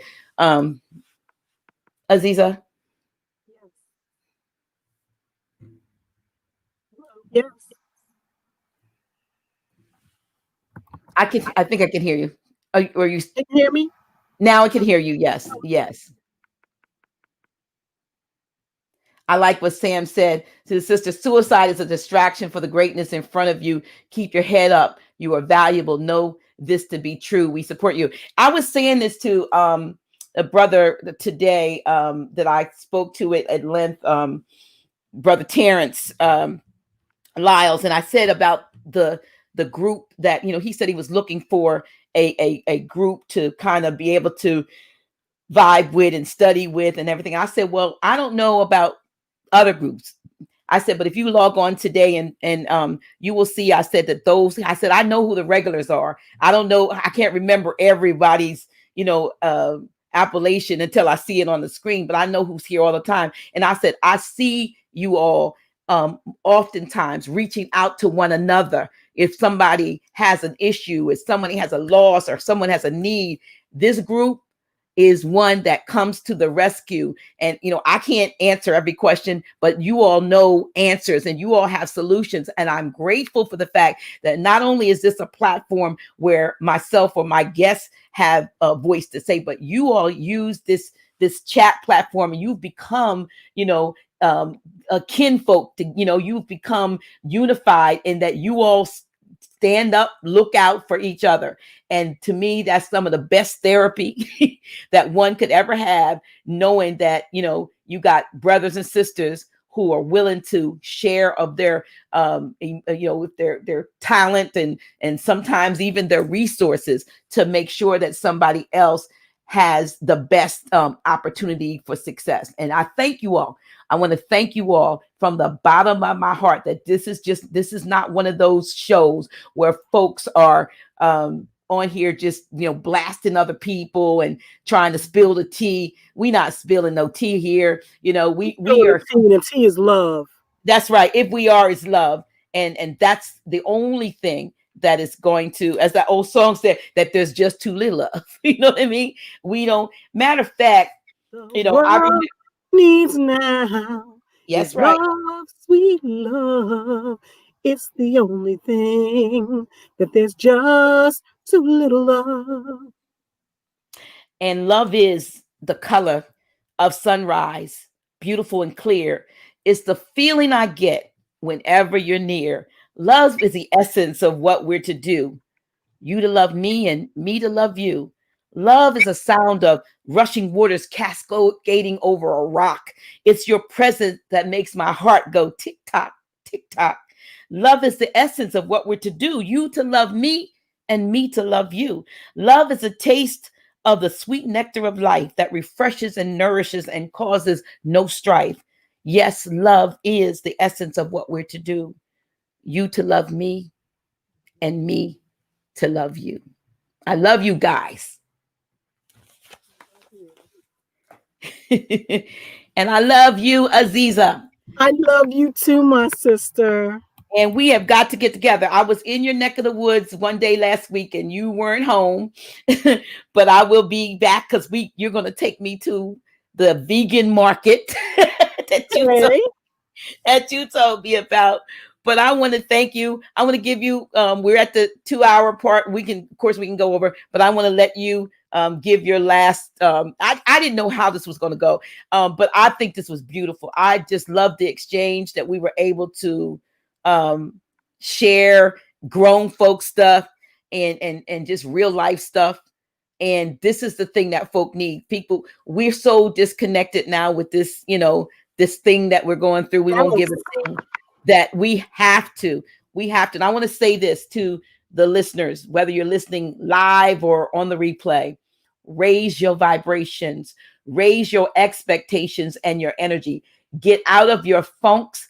Dismiss all fear and all trepidation and things that cut down on your mainstream media and even your YouTube videos that speak to gloom and doom. Don't get caught up in the fray. Don't put them in your psyche. Right. Don't get caught up in this stuff. We are in the most powerful time that you could ever know when it comes to creating your reality, good, bad, or indifferent. So if your mind is focused on all of the stuff that you're hearing that's coming, that's negative and so forth, you're going to manifest that. This is a great manifestation time. But on the other side, flip side, if you are thinking of the greatness, if you're thinking of unity, if you're thinking of love and cooperative economics and all the things, Gucci Chagalia and Ujima and Yajama and, Nia and all of those different, principles that Nguza Saba principles, let's think on those things. The Bible, let's get a little Bible, says whatsoever things are lovely, whatsoever things are honest, whatsoever things are just, whatsoever things,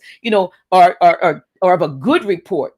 If those things have any virtue or any praise, it's a think on those things. It's a don't think about that other crap, because your thoughts become things. I want to encourage you. You got the last words. So I love jazz, and I'm going to take us out with a little jazz piece because I want us to end on a happy note. And jazz is our authentic art form. So I'm just going to let it rip.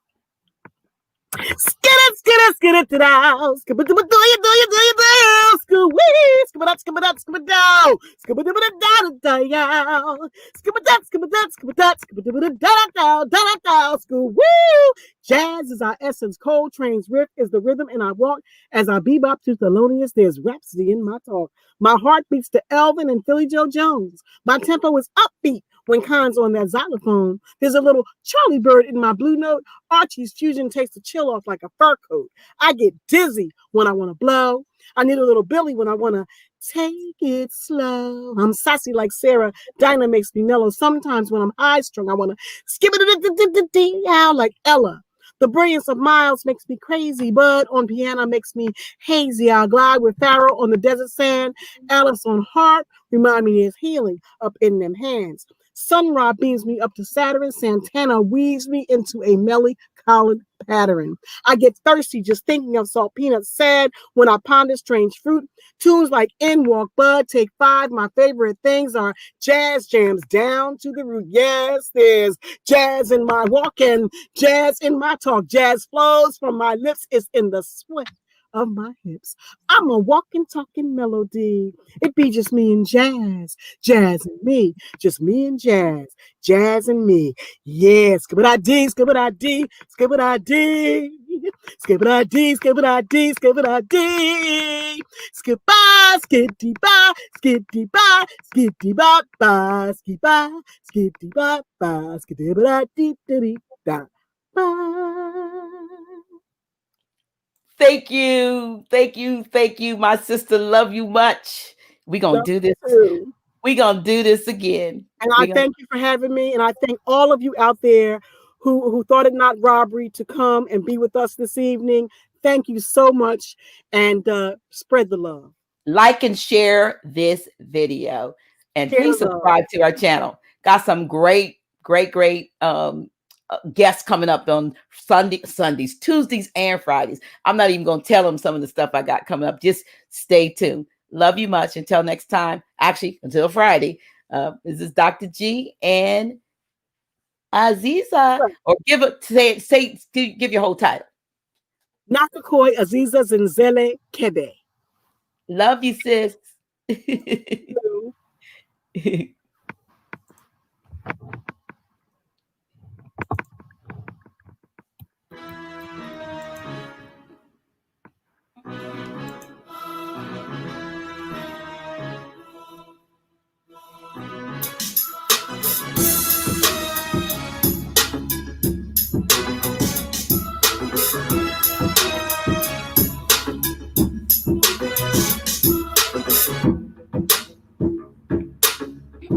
Dr. G.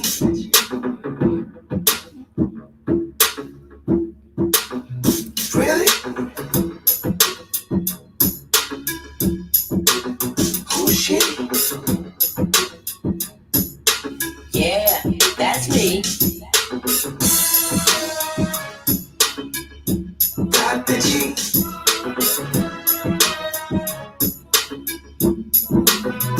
Really? Who's she?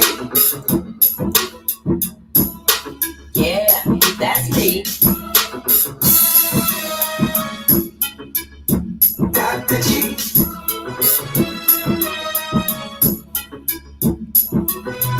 Really? Who's she?